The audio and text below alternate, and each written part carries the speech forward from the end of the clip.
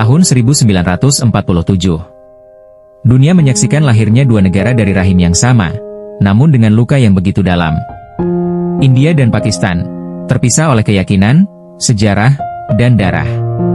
Tapi perpisahan itu bukan akhir dari konflik, justru awal dari tragedi yang tak pernah selesai.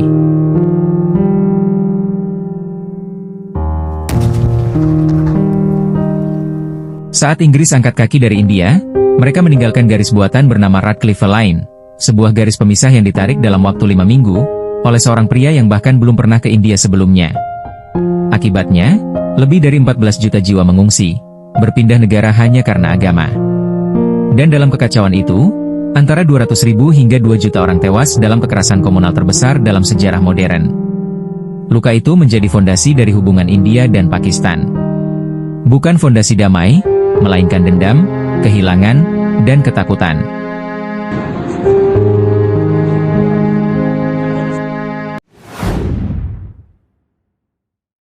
Perang pertama mempertaruhkan Kashmir.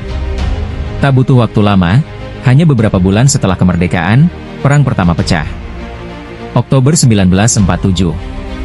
Pasukan suku bersenjata dari Pakistan menyusup ke wilayah kerajaan Jammu dan Kashmir, sebuah wilayah mayoritas Muslim yang saat itu belum bergabung ke India atau Pakistan.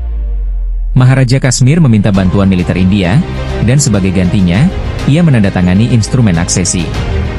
Kashmir resmi menjadi bagian India. Perang pun pecah dan ribuan korban tewas.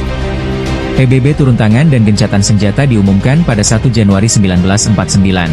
India menguasai 2/3 wilayah Kashmir. Pakistan sisanya, tapi perang itu tidak menyelesaikan apapun, hanya membekukan konflik yang terus menyala. Perang 1965, taktik diam-diam yang berujung perang terbuka. 2 dekade kemudian, Pakistan meluncurkan Operasi Gibraltar. Mereka menyusupkan pasukan ke Kashmir untuk memicu pemberontakan. Tapi rencana itu gagal, India melawan dengan serangan skala penuh. Perang tahun 1965 menjadi salah satu pertempuran tank terbesar sejak Perang Dunia Kedua. 17 hari yang brutal dan merenggut ribuan korban. Akhirnya, gencatan senjata difasilitasi oleh Uni Soviet dan Amerika Serikat, menghasilkan deklarasi Tashkent. Tak ada wilayah yang berpindah tangan, tapi luka nasionalisme kian dalam.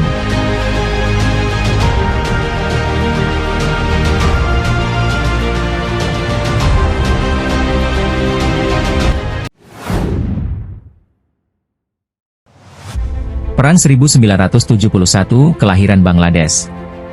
Ini bukan tentang Kashmir, tapi tentang kehancuran internal Pakistan sendiri. Pakistan Timur, kini Bangladesh, memberontak karena penindasan politik dan ekonomi dari Pakistan Barat. Ketika pasukan Pakistan meluncurkan operasi Saarchlik, kekejaman terhadap warga sipil tak terhindarkan. Lebih dari 10 juta pengungsi Bengali lari ke India. Dan India pun memutuskan, cukup. India mendukung gerakan pembebasan Bangladesh, dan perang pun pecah. Kali ini, skala penuh, udara, laut, darat, semuanya terbakar. Dalam waktu 13 hari, Pakistan menyerah. 90.000 tentaranya ditawan dan Bangladesh lahir. Perang ini bukan hanya kekalahan militer, tapi juga trauma nasional bagi Pakistan.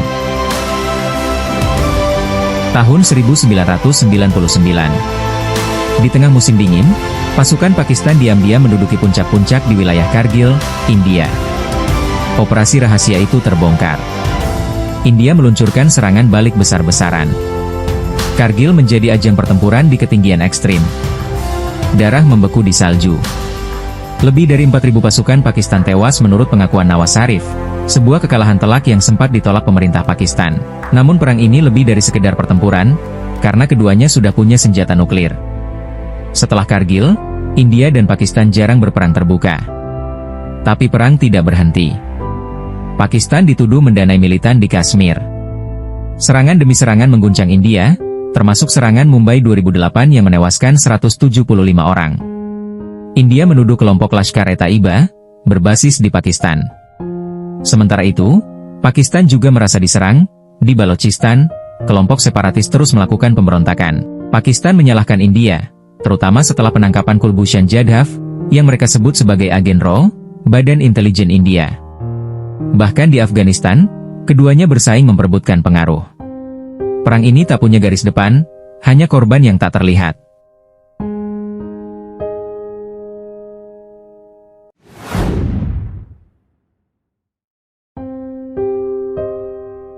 Perlombaan nuklir menari di tepi kiamat. India menguji coba bom atom pada 1974, The Smiling Buddha. Pakistan panik, Zulfikar Ali Bhutto bersumpah, jika India membuat bom, kami akan makan rumput, tapi kami juga akan punya.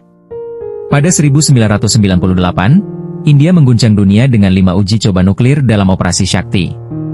Pakistan merespons hanya 17 hari kemudian dengan Chagai-1 dan Chagai-2.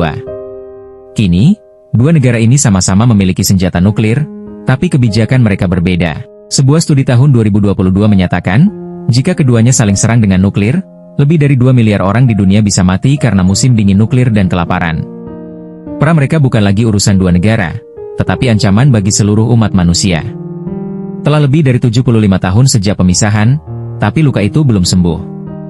Setiap generasi di India dan Pakistan mewarisi kecurigaan, dendam, dan nasionalisme yang tak ramah. Ada momen-momen harapan, diplomasi kriket, pertemuan para pemimpin, perjanjian lintas batas. Tapi tak pernah cukup kuat untuk menghapus sejarah berdarah. Dua bangsa, dua senjata nuklir, satu sejarah yang penuh darah, dan satu pertanyaan besar. Sampai kapan bara ini terus menyala? Ini bukan hanya cerita tentang perang. Ini adalah kisah tentang bagaimana sejarah bisa menjadi penjara. Dan bagaimana dua negara yang seharusnya menjadi saudara, kini saling menatap melalui moncong senapan.